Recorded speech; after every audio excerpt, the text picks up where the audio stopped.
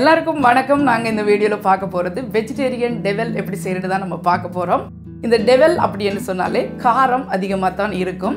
அந்த காரத்தை உங்களுடைய உடம்பு ஒத்துக்கிற மாதிரி கொஞ்சம் கூட்டியோ குறைச்சோ நீங்க இந்த டெவலை செய்யலாம். அவ்வளவு சூப்பரா இருக்கும். இப்போ இந்த வெஜிடேரியன் டெவல் எப்படி செய்யறது பார்க்கலாம் வாங்க. முதல்ல இந்த டெவல் செய்யறதுக்கு நான் எடுத்துருக்கிறது சோயா மீட். இந்த சோயா மீட்டை ஒரு 10 நிமிஷம் நல்ல கொதி தண்ணி ஊற்றி ஊற வச்சுட்டு நல்லா கழுவிட்டு நல்லா புழிஞ்சு எடுத்துக்கோங்க.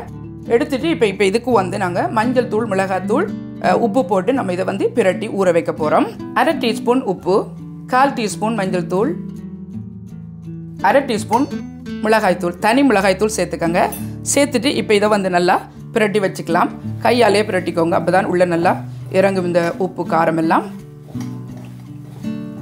இப்போ இதுக்கு கொஞ்சமாக நம்ம இஞ்சி பூண்டு விழுது சேர்த்தா இப்போ இதில் நல்லா ஊறும். அதனால் ஒரு 1/2 டீஸ்பூன் அளவுக்கு இஞ்சி பூண்டு விழுது சேர்த்துக்கணும். சேர்த்துட்டு இப்போ இதை நல்லா கலந்து விட்டுக்கோங்க.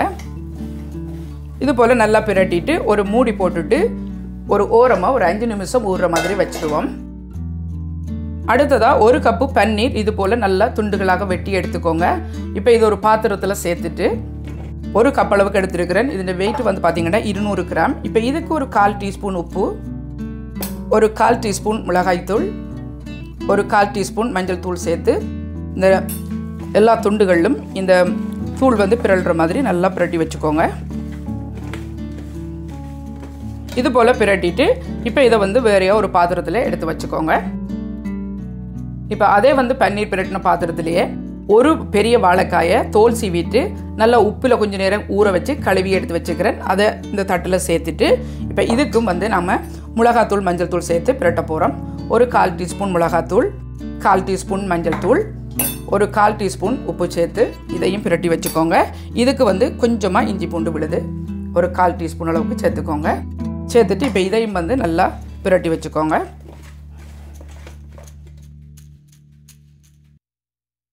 தேவையான பொருள் எல்லாம் பிரட்டி வச்சாச்சு. இப்போ இதை பொரிச்சு எடுக்க போகிறோம். அதுக்கு டீப் ஃப்ரை பண்ணுற மாதிரி ஒரு பாத்திரம் வச்சுக்கோங்க. அதில் ஆயில் விட்டுக்கோங்க. எவ்வளோத்துக்கு மூழ்கி பொரிய முடியுமோ அந்த அளவுக்கு மூழ்கி பொரியிற மாதிரி எண்ணெய் விட்டுக்கோங்க. இதில் நாங்கள் சோயா மீட்டும் வாழைக்காயை பொரிச்சு எடுக்க போகிறோம். அது கொதிக்கட்டும். அதே வேளையில் இன்னும் ஒரு அடுப்பு ஆன் பண்ணிவிட்டு அதில் ஒரு பெரிய நான்ஸ்டிக் பேன் மாதிரி வச்சுக்கோங்க. இதில் நம்ம பன்னீர் பொரிக்க போகிறோம். இதுக்கு நாங்கள் ஆயில் சேர்க்க போகிறதில்ல. ஒரு மேசக்கரண்டி அளவுக்கு பட்டர் சேர்த்துக்கோங்க. இப்போ இது ரெண்டும் நல்லா சூடாகட்டும். இப்போ பட்டர் உருகிட்டு இப்போ நெருப்பை மீடியத்தை விட குறைச்சி வச்சுக்கோங்க. ஏன்னு சொன்னால் சீக்கிரமாக கருகிடும். இப்போ ஒரு துண்டுகளாக போட்டு இதை 4 பக்கமும் நீங்கள் திருப்பி நல்ல பொன்னிறமான கலருக்கு பொரிஞ்சு வருகிற மாதிரி இதை குயிக்காக நீங்கள் பிரட்டி விடணும். இல்லைன்னு சொன்னால் எரிஞ்சிடும் ஒரு பக்கம். அதனால் நீங்கள் எல்லாத்தையும் சம அளவில் பொரிச்செடுக்கணும். அப்போ தான் பார்க்க அழகாக இருக்கும். இப்போ இது போல் முள்ளு கரண்டி வச்சு அப்பப்போ திருப்பி விட்டுருங்க. அப்போ தான் அழகாக இருக்கும் பொரிஞ்சு வர்ற கலர். இப்போ பொரிக்கிறதுக்கு எண்ணெயும் சூடாயிட்டு இப்போ இதில் எவ்வளோத்துக்கு போட முடியுமோ அவ்வளோத்துக்கு போட்டு இந்த சோயா மீட்டை முதல்ல பொரிச்சிக்கலாம். நெருப்பை நிறைய கூட்டி விட்டுறாதீங்க. கூட்டினா நம்ம தூள் எல்லாம் போட்டபடினால எரிய பார்க்கும். இது போல் நல்ல பொன்னிறமாக இந்த சோயா மீட் பொரிஞ்சதும் இப்போ இது எல்லாத்தையும் நல்லா வடிகட்டி எண்ணெய் இல்லாமல் எடுத்து வச்சுக்கோங்க ஒரு பாத்திரத்தில். அதே போல் எல்லாத்தையும் நம்ம போட்டு பொரிச்சு எடுத்து வச்சுக்கலாம். இப்போ சோயா மீட் ஃபுல்லாக பொரிச்சு எடுத்தாச்சு. இப்போ நம்ம வாழைக்காய் போட்டு பொரிச்சிடலாம். இப்போ பாருங்கள் பன்னீரும் ரெடி ஆகிட்டு இது எல்லாத்தையும் நம்ம எடுத்து ஒரு பாத்திரத்தில் வச்சிடலாம். இந்த பட்டர் இல்லாத அளவுக்கு வடித்து எடுத்துக்கோங்க.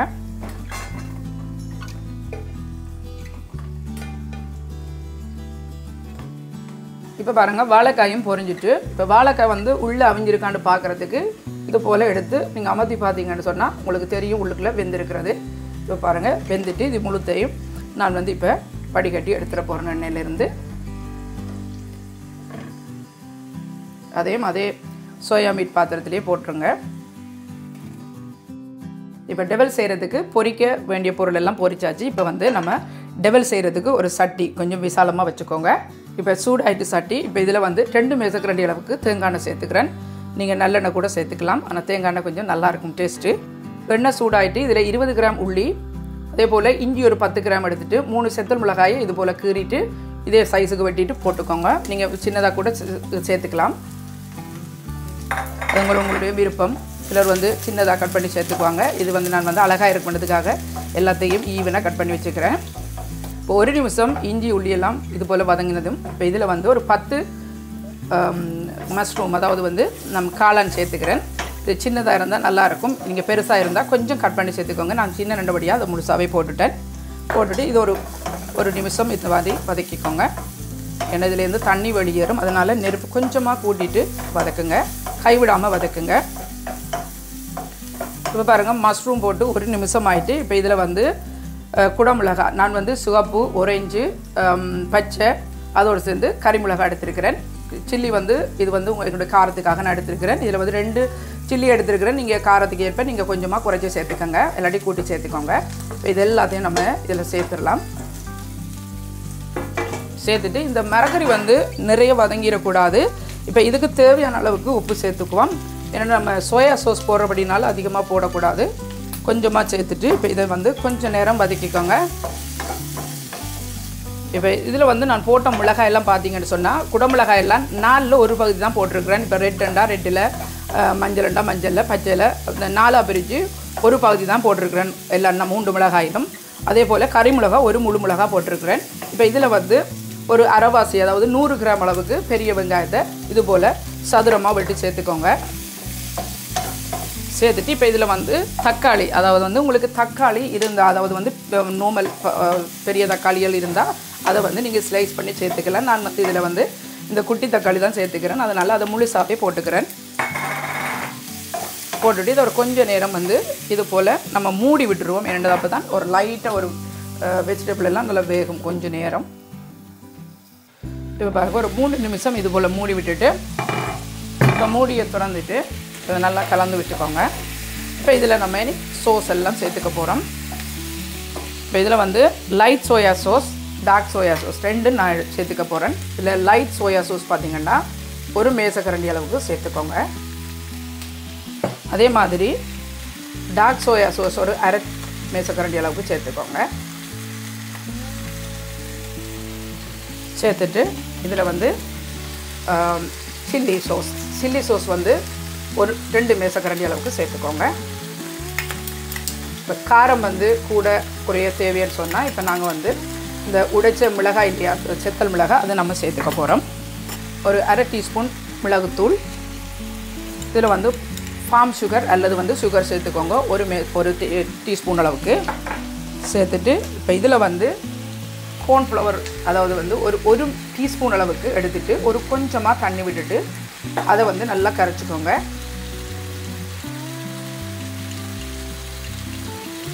கரைச்சிட்டு இப்போ இதை வந்து இதோட சேர்த்துக்கோங்க. சேர்த்துட்டு இப்போ வந்து நம்ம ஒரு அரை டீஸ்பூன் அளவுக்கு உடைச்ச செத்தல் மிளகாய், கொஞ்சமாக வந்து கருவேப்பிலை போட்டுட்டு நல்லா கலந்து விட்டுக்கோங்க. இப்போ இதோட வந்து ஒரு மேசக்கரண்டி அளவுக்கு கெட்சப் சேர்த்துக்கோங்க.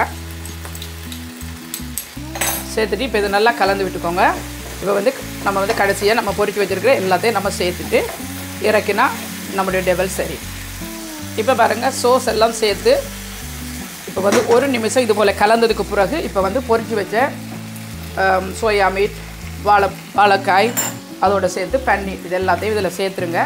சேர்த்துட்டு இதை நல்லா மிக்ஸ் பண்ணுங்கள். இந்த சோஸ் வந்து இந்த நம்ம பொரிச்சு போட்டோம் இல்லையா, அதில் எல்லாம் நல்லா பிரண்டு வரணும். நல்லா மிக்ஸ் பண்ணிக்கோங்க. கடைசியாக ஒரு 2 டீஸ்பூன் அளவுக்கு தேசிக்காய் சாறு கொஞ்சம் சேர்த்துக்கோங்க புளிப்புக்காக. அப்படி இல்லைன்னா நீங்கள் வினிகர் கூட கொஞ்சம் சேர்த்துக்கலாம். பாருங்கள், இவ்வளோ அற்புதமாக இருக்குது இந்த வெஜிடபிள் டெவல். அவ்வளோதாங்க. கொஞ்சமாக நம்ம வந்து வெங்காயத்தாள் இல்லைண்டா லீக்ஸ் கொஞ்சம் தூவிக்கலாம். வெங்காயத்தாள் நம்ம வந்து வளமையாக கிடைக்கிறத பொறுத்து நீங்கள் சேர்த்துக்கலாம். அவ்வளோதாங்க. அப்படியே சூடாக இறக்கி பரிமாறினீங்கன்னா அற்புதமாக இருக்கும்.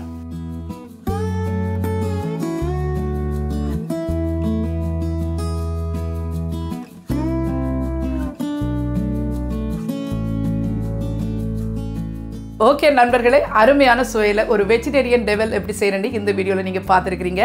இதே அளவுகளோட நீங்களும் உங்கள் வீடுகளில் செய்து பாருங்கள். இந்த வீடியோ பார்த்துருக்கு நன்றி. மீண்டும் இது போன்ற இன்னும் ஒரு சமையல் குறிப்புடன் உங்களை சந்திக்கும் வரை உங்களிடமிருந்து விடைபெறுவது தனு. God bless you.